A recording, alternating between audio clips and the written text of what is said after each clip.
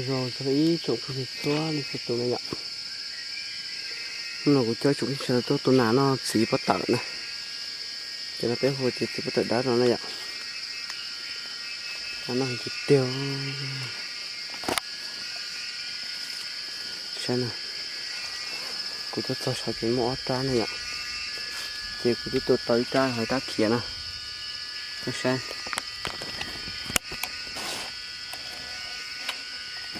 Nó hình của nó nè, nó hình của tiêu của té của tê xem nó hình của tiêu, còn nó chết tụi mà chỉ hai kia nè, nó hình của nó nè,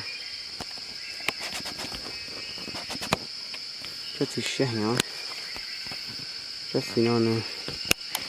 xe hình nó, cho nó.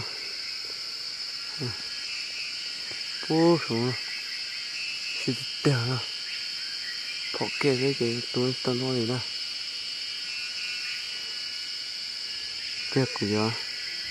cái này bùa tỏ tổ này, phổ cái này bùa tỏ tổ, nên giờ chúng ta bỏ cái bùa đó để cho nó này, giờ chúng ta bỏ cái bùa đó này, để nó lúc chín này, thằng xuyên nó mồi nó này.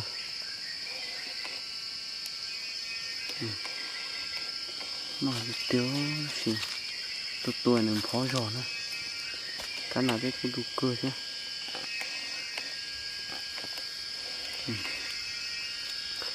Nó cái nào nữa, cho cái xe của tôi nào đấy chụp cái này, cái xe nhỏ quá nhau, tên phải để cho cái này, tên phải để cho cái gì để tới trả này.